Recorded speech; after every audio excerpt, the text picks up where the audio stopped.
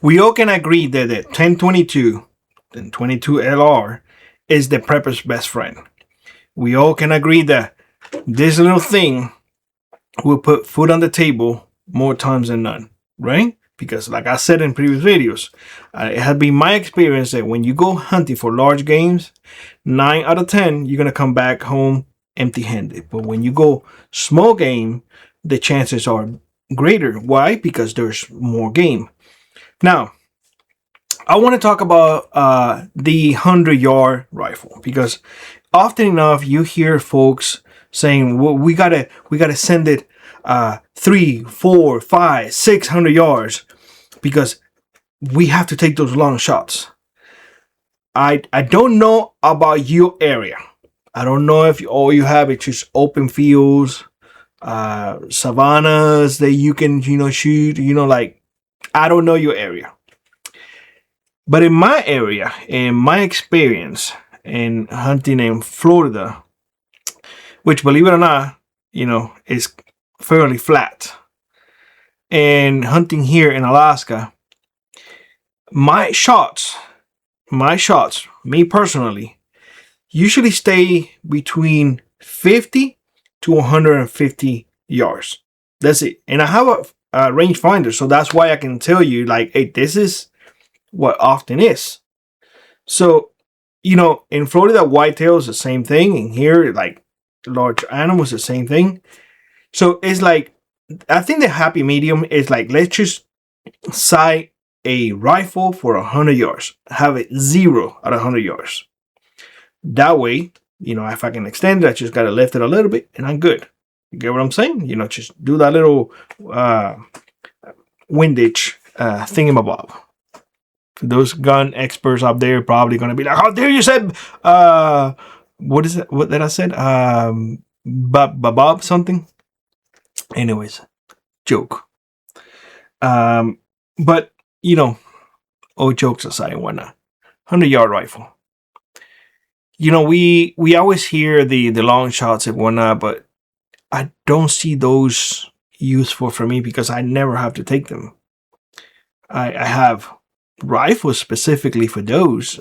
Say, for example, if I'm going caribou hunting, and if the area that I'm going is open, I may take one of those rifles. But the area that I'm going, that I have scouted and whatnot, it has woods and it's willows, and so the shots where I will be at and where the animals will be coming in is roughly 75 to 100 yards. Those are my shots, so it's 100 yards.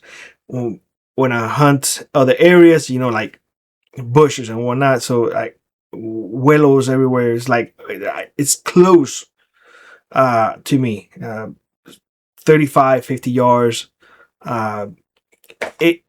People don't realize that most of the shots they will be within 100 yards. But you often see the TV shows and it paints a different picture because it sells. That's what it is. It sells. But put it down in the comment section below. Where's the distance most of your shots take place? And I would say that, without seeing anything yet, that I would say is within 100 yards. Maybe I'm wrong. Anyways, so let's go into the 100-yard thing. The 5.56 or 223 is a very fast moving round. This one, I got it here, so I don't know whether or not the camera will focus so you guys can see. And this is a 223, by the way. But it's the only one that I had that it shows.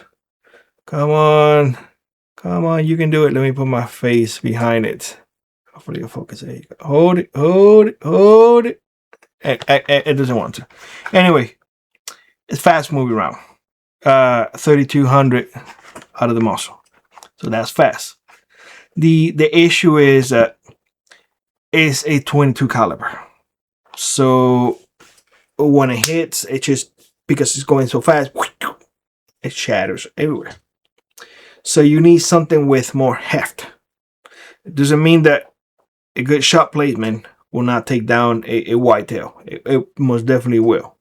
especially if you take a headshot. It will drop it like a sack of potatoes. I know that for a fact. So I'm not putting down the 223 or the 5.56. I'm not putting it down at all. This is a very capable round at 100 yards, and it's very flat shooting. So I want to be upfront with all of you because you guys need to understand what I'm saying here. I'm not putting one down and the other one. I'm just giving you, choices so you guys can understand. So the 5.56 or the 223 would definitely excel in this category. It will even go further, but very good for up to mid-size. I will not advise to go after bears with a 5.56 or 223. I would not advise to go after large animals like a moose or caribou. It was going to take you a lot of shots on the caribou. And I know this because a friend of mine actually hunted a caribou with the Ruger Mini 14, and he was like flat out saying, like, Billy, it took like 5 shots to take it down. So just don't. So, and this is a person who hunted his entire life, hunted in Africa, and so on and so forth. So just bear that in mind. Yes, caribous are very close to deers or whitetails, but they're bigger too, and the hide is thicker. Do what you want. I'm just telling you, they're just small caliber. That's the issue here. So it doesn't bring that kinetic, that mass. It doesn't carry it as much. That punch, if you will. I'm going to start using lay terms. I'm always going to use kinetic energy and this and that. I'm just going to make it very simple so everybody can understand. It doesn't have that punch. Put it like this. If you go full strength with your finger, what is going to hurt more? Going like this or me going like this? It's the same concept. So, moving on, we have one that I favor quite often is the 30-30. I favor it quite often because it has been tried and true. It's one of the oldest cartridges out there. 170 grain is my preferred, so it does have some weight behind it. But again, sighted for 100 yards. It will do the job perfectly fine. Beyond 150, then it drops like a sack of potatoes. It really does. The issue here is that I just want to put it side by side. You guys can see. I'm going to put it behind my beer.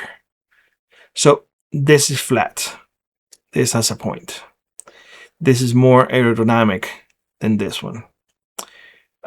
See this one as a sport car and this one as a semi truck. Does that make sense? So this was really fast. If you get into a crash with a sport car, it's going to be some damage, but not as much if there's a semi truck crash, right? Is that good comparison? Hopefully you guys follow. So really good, but not as accurate. Really accurate, but not as big of a hole. All right. So now we have two, and I'm going to throw a happy medium to that. I'm going to throw in here the 7.62 by 39. This is the AK-47 round. This essentially, and I had this in soft tip, but you can have it in, like regular full metal jacket and whatnot. But it has been my experience that this one is a lot more accurate than the 30-30. A lot more. At 100 yards, way more accurate. It also had been my experience that same as the 30-30, past 150 yards, the 7 by 39 drops like a sack of potatoes. So if you keep it within 150 yards, up to 150 yards, they pretty much both are very similar. This one carries 100 feet per second more. So it's not the same. This is faster. It kicks harder. This is 170, this is 123 grains. So, but it is a happy medium, both 30 calibers. When you compare the 7 the 762 with the 5.56 sidewise are pretty much both exactly the same size. It's just one is fatter than the other one. That's all it is. And because one is fatter than the other one, it carries more weight. It also moves slowly. But again, it has been my experience. And that one up there, it is sighted for 100 yards. It is dead on. Dead on. And it is really, really reliable. So if you're going to have a rifle that is going to be a 100-yard rifle, I will say this. Take a look at the AK-47 rifle. And it may be something for you to consider. Now, I will put it up there too. Prices, not this one per se, but normally the 5.56 or the 223, $9.99. Normally, I buy the 30-30, this one for $29. And normally, this one, which is soft tip, more for hunting, this one I pay $14. So there definitely is a price difference in here, but it's definitely not as expensive as a 308 or a 30-06. And I think for a 100-yard rifle, it should be something to consider. That's it. That is my whole thing today about Shtf and having a 100-yard rifle. Most of the shots that I take in my area are within those 100 yards. I might extend a little bit to 150, more than enough. Energy still carrying it down range. Same with the 30-30. But I just want to give you that so you guys can, have it in your arsenal. With that being said, let me know what you think in the comment section below. God bless you, and I hope to see you in the next one.